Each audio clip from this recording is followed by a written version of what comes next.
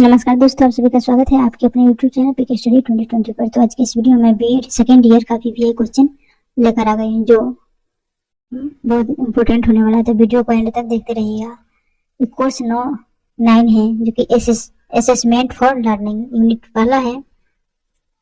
विद्यालय आधारित आंतरिक मूल्यांकन क्या है? यह मूल्यांकन अध्यक्षता विकास हेतु क्यों जरूरी है? साधारण उत्तर दीजिए। तो इसका आंसर हो गया, सबसे पहले तो हम लोग इंट्रोडक्शन लिखेंगे, प्रस्तावना। तो प्रस्तावना में क्या लिखेंगे तो देखिए, हम जानते हैं कि वर्तमान समय की शिक्षा प्रणाली बाल केंद्रित शिक्षा प्रणाली है। इस समय शिक्षा प्रणाली में छात्रों को समय समय पर कुछ दिक्कतों को सामना करना पड़ता है। विद्यालय आधारित मूल्यांकन विद्यालय शिक्षा बोर्ड द्वारा ली जाने वाली परीक्षाओं के विविध स्कूल स्तरों पर किया जाता है। यह मूल्यांकन विद्यालय द्वारा विकसित अनुसूची और बोर्ड द्वारा जारी किए गए मार्ग निर्देशनों के अनुसार अध्यापक द्वारा किया जाता है। विद्यालय आधारित मूल्यांकन बाल केंद्रित विद्यालय केंद्रित और बहुआयामी मूल्यांकन होता है। इसलिए सच्चे अर्थ में विद्यालय आधारित मूल्यांकन का अर्थ है। मूल्यांकन का अर्थ क्या होता है तो देखिए, मूल्यांकन का अर्थ होता है शिक्षार्थी के सर्वोमुखी विकास का सूत्र मात करना है। इसका अर्थ हो गया। तो विद्यालय आधारित आंतरिक मूल्यांकन विद्यालय के अंदर और विद्यालय के बाहर दोनों जगहों पर जीवन में सभी प्रकार की शिक्षा प्राप्ति को प्रोत्साहित करता है। विद्यालय आधारित आंतरिक मूल्यांकन बाल केंद्रित मूल्य होता है क्योंकि यह छात्र के व्यक्तिगत स्वरूप की ओर केंद्रित है। विद्यालय आधारित आंतरिक मूल्यांकन का निर्माण छात्र की योग्यताओं, प्रगति और विकास के आधार पर किया जाता है। ऐसे प्रगति और विकास के आधार पर किया जाता है। विद्यालय आधारित मूल्यांकन का अर्थ एवं परिभाषा, meaning and definition of school based assessment. इसका परिभाषा जानते हैं। विद्यालय आधारित मूल्यांकन का सामान्य अर्थ है विद्यालयों में शिक्षकों द्वारा विद्यार्थियों का आकलन। अर्थात विद्यालय आधारित मूल्यांकन एक व्यवस्थित प्रक्रिया है जो स्कूल संगठनों और शिक्षकों के पूर्ण नियंत्रण में छात्रों को व्यक्तिगत रूप से सीखने में मदद करने के लिए आयोजित की जाती है। विभिन्न आयोग ने अपने तर्क एवं चिंतन के आधार पर विद्यालय आधारित मूल्यांकन को परिभाषित किया है। सब अपने अपने मतलब वैज्ञानिक अपने अपने तर्क के हिसाब से अलग अलग तरीके से बताए गए हैं। तो देखिए, पहला है एनसीईआरटी के अनुसार है विद्यालय आधारित आंतरिक मूल्यांकन वह मूल्यांकन है जो शिक्षण अधिगम की प्रक्रिया के दौरान समग्र रूप के सीखने के परिणामों के संदर्भ में निर्दिष्ट दक्षताओं को प्राप्त करने की सुविधा प्रदान करता है। एनसीएफ 2005 के अनुसार देखें, विद्यालय के शिक्षकों द्वारा विद्यालयी छात्रों का मूल्यांकन जिससे उसका सर्वांगीण विकास हो। तो ऐसे मूल्यांकन विद्यालय आधारित मूल्यांकन है। विद्यालय आधारित मूल्यांकन की विशेषता जानते हैं। इसका मूल्यांकन की विशेषता निम्नलिखित है। यह मूल्यांकन पारंपरिक प्रणाली से अधिक विस्तृत यानी कि बड़ा, अधिक व्यापक और सतत होता है। विद्यालय आधारित मूल्यांकन शिक्षार्थी को अपनी क्षमता का उपयोग बेहतर तरीके से करने में सहायता देता है। विद्यालय आधारित मूल्यांकन बहुआयामी होता है और यह बालक के सामाजिक, शारीरिक, बौद्धिक इत्यादि क्षेत्रों को विकसित करता है। स्मरण के बजाय योग्यता विकास पर ध्यान देना, शिक्षण अधिगम और मूल्यांकन को एकीकृत करना। यह छठा है, यह मूल्यांकन शैक्षिक संबंधी और शैक्षिक क्षेत्रों में छात्रों की प्रगति कर जानकारी देता है। सातवां है, इस मूल्यांकन शिक्षार्थी के भविष्य में सफलता की भविष्यवाणी करने में मदद करता है। आठवां है, इस मूल्यांकन में अध्यापक अलग अलग शिक्षार्थियों के समस्याओं को समाधान करते हैं। विद्यालय आधारित मूल्यांकन के उद्देश्य जानते हैं। तो इसका विद्यालय आधारित मूल्यांकन का निम्नलिखित उद्देश्य है। पहला है बच्चों पर पड़ने वाले दबाव को कम करना। दूसरा है मूल्यांकन को व्यापक और नियमित बनाना। तीसरा नंबर है अध्यापक को सृजनात्मक शिक्षण उपलब्ध कराना। चौथा है निदान और उपचार के साधन की व्यवस्था करना। पांचवा है अपेक्षाकृत अधिक कौशलों वाले शिक्षार्थियों का निर्माण करना। विद्यालय आधारित मूल्यांकन अधिगमकर्ता का फायदा है। तो विद्यालय आधारित मूल्यांकन से अधिगमकर्ता के निम्नलिखित चीज पता लगता है। पहला, वे क्या सीखते हैं, वे कैसे सीखते हैं, सामूहिक रूप से सीखने में उन्हें किस प्रकार की कठिनाइयों का सामना करना पड़ता है, बच्चे क्या महसूस करते हैं, सीखते समय बच्चों की रुचियां और प्रवृत्तियां क्या होती है। इसका निष्कर्ष जानते हैं। कंक्लूजन, उपरोक्त विवरण से यह स्पष्ट होता है कि विद्यालय शिक्षक बाहरी परीक्षाओं को तुलना में अपनी शिक्षार्थियों की क्षमताओं को बेहतर तरीके से जानते हैं, इसलिए विद्यालय में विद्यालय आधारित मूल्यांकन होना चाहिए। नेक्स्ट क्वेश्चन है, आकलन की संकल्पना को स्पष्ट करें, इसके विभिन्न लक्ष्यों एवं उद्देश्यों का वर्णन करें। तो इसका इंट्रोडक्शन जानते हैं। आकलन सूचना संग्रहण तथा उस पर विचार विमर्श की प्रक्रिया है, जिन्हें हम विभिन्न माध्यमों से प्राप्त कर ये समझा जा सकते हैं कि विद्यार्थी क्या जानता है, क्या समझता है, अपने शैक्षिक अनुभवों से प्राप्त ज्ञान को परिणाम के रूप में व्यक्त कर सकता है, जिसके द्वारा छात्र अधिगम में वृद्धि होती है। आकलन की प्रवृत्ति अनौपचारिक होती है। आकलन अभौतिक राशि को अंक प्रदान करने की प्रक्रिया है। आकलन लोगों से सूचना एकत्रित करने की प्रक्रिया है, जिन्हें विभिन्न माध्यमों जैसे असेसमेंट, परफॉर्मेंस टेस्ट तथा नित्य प्रति परीक्षण द्वारा एकत्र किया जाता है तथा छात्रों को बिना कोई ग्रेड या अंक दिए पृष्ठ पोषण देने की सुविधा भी प्रदान की जाती है। यह सब छात्रों या अनेक उनके समूह द्वारा भी प्राप्त किया जा सकता है, ताकि शैक्षिक उद्देश्यों की प्राप्ति में अंतिम मूल्यांकन के पूर्व सुधार संभव हो सके। अब आकलन का अर्थ हम परिभाषा जानते हैं। तो आकलन का अर्थ होता है सूचनाओं को एकत्रित करने की प्रक्रिया है। विद्यार्थियों के संदर्भ में किसी विषय के बारे में निर्णय प्रदान करना आकलन कहलाता है। आकलन की प्रक्रिया में प्रदत्त कार्य प्रदर्शन परीक्षण असेसमेंट परफॉर्मेंस टेस्ट का प्रयोग किया जाता है। आकलन मूल्यांकन का छोटा रूप है, जो प्रक्रिया में पूर्वाभ्यास के रूप में अभिव्यक्त होता है।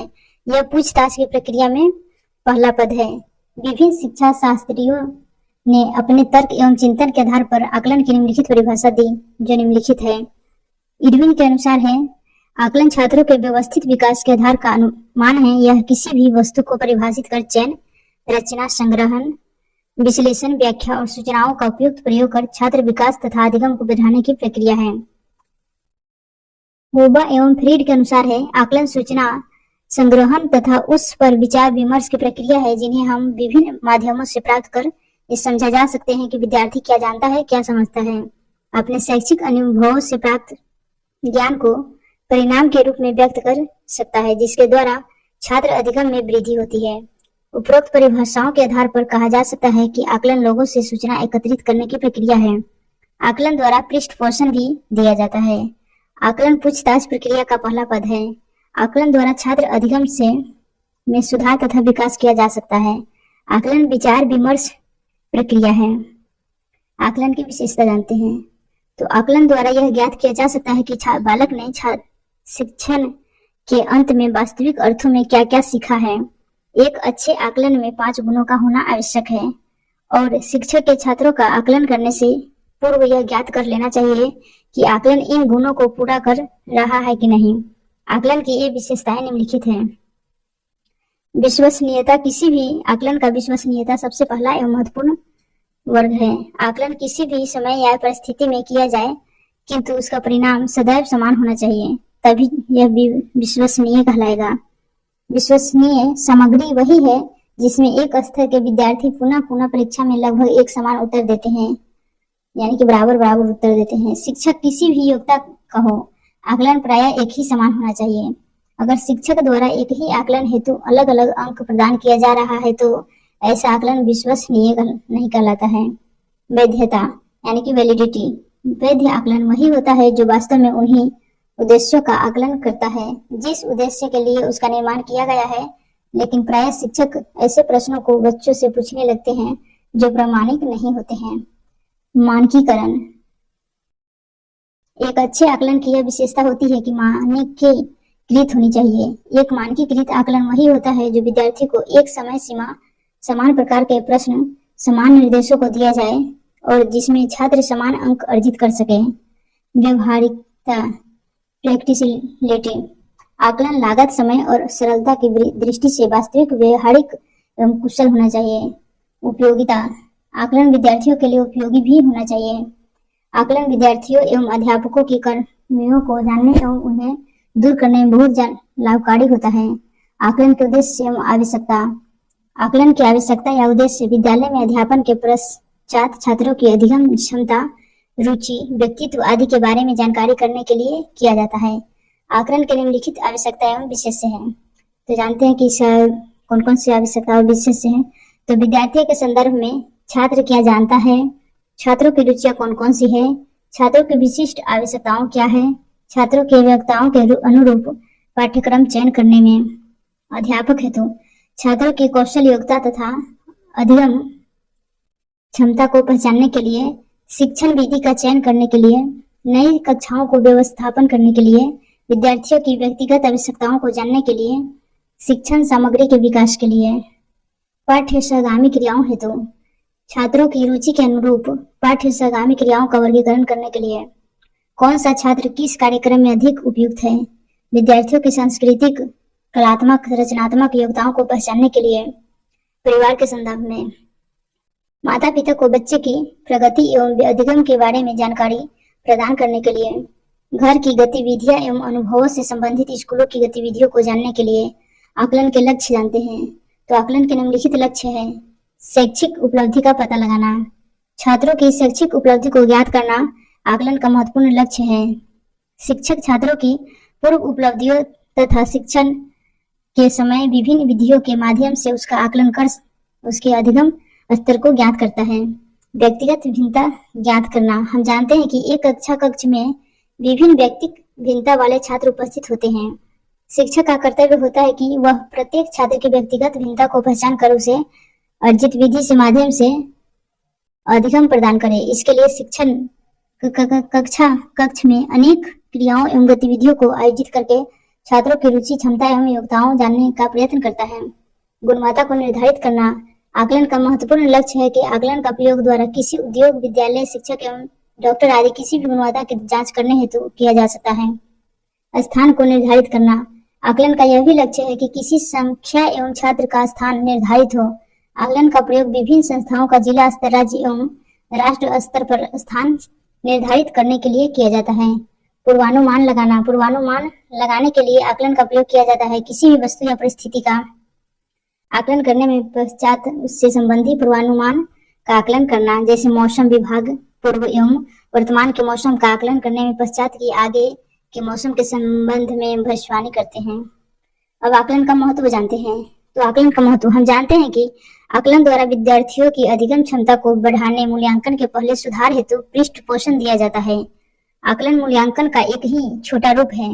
आकलन का निम्नलिखित महत्व है।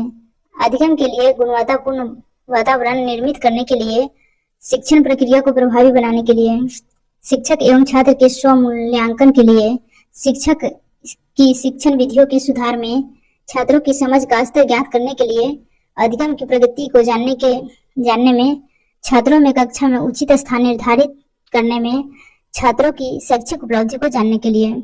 आकलन के सिद्धांत जानते हैं। किसी छात्र का आकलन विभिन्न सिद्धांतों के आधार पर किया जाता है। आकलन के सिद्धांत निम्नलिखित है। वैधता, वैधता यह सुनिश्चित करती है कि आकलन का कार्य एवं संबंध मानदंड छात्रों के अभीष्ट अधिगम परिमाणों का प्रभावी ढंग से मापन हो रहा है अथवा नहीं, इसीलिए आकलन में वैधता होनी चाहिए। योजना प्रारूप का विभिन्न अंग, आकलन योजना प्रारूप का अभिन्न होना चाहिए। साथ ही योजना के लक्ष्यों एवं अधिगम परिणामों से सीधे संबंध होना चाहिए। पृष्ठ पोषण, उचित समय सीमा पर दिया गया पृष्ठ पोषण छात्रों में अधिगम एवं उसमें सुधार की सुविधा को बढ़ावा देता है। इसलिए पृष्ठ पोषण को आकलन प्रक्रिया का अभिन्न अंग समझना चाहिए तथा समय समय पर पृष्ठ पोषण प्रदान करते रहना चाहिए। रचनात्मक एवं योगात्मक आकलन, आकलन के प्रत्येक कार्यक्रम में रचनात्मक एवं योगात्मक आकलन को स्वयं सम्मिलित किया जाना चाहिए ताकि यह सुनिश्चित किया जा सके कि आकलन के उद्देश्य की प्राप्ति अच्छा है कि नहीं। वर्तमान समय में आकलन कार्यों में नैदात्मिक आकलन यानी कि डायग्नोस्टिक असेसमेंट को सम्मिलित किया जा रहा है। प्रबंधनीय आकलन कार्य को निर्धारित समय से अवश्य पूर्ण कर लेना चाहिए, जिसके इस प्रक्रिया का अतिरिक्त दबाव शिक्षकों एवं छात्रों पर न पड़े। आकलन के लिए जो भी प्रारूप निर्धारित किया जाए वह विश्वसनीय एवं वैध होना चाहिए। इस बात का अवश्य ध्यान रखना चाहिए।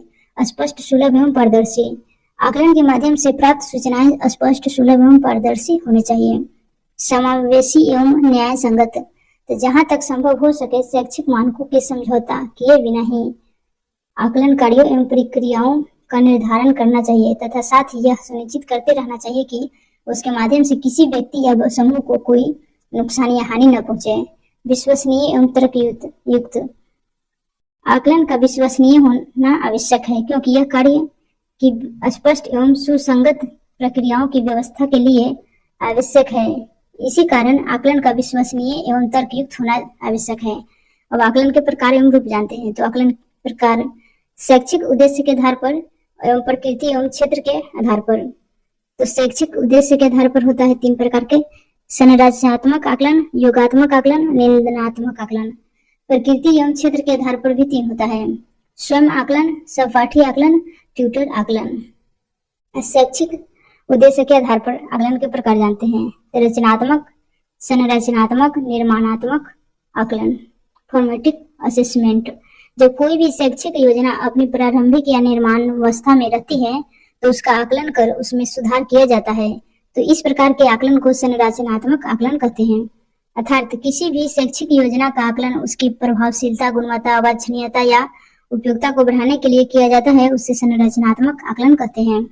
संरचनात्मक आकलन किसी भी शैक्षिक योजना को अंतिम रूप से पूर्व किया जाता है। संरचनात्मक आकलन की विशेषता है, इसका निम्नलिखित विशेषताएं हैं। संरचनात्मक आकलन शिक्षकों को छात्र समझ, सीखने की जरूरतों और पाठ्यक्रम के दौरान अकादमिक प्रगति के आकलन के लिए किया जाता है।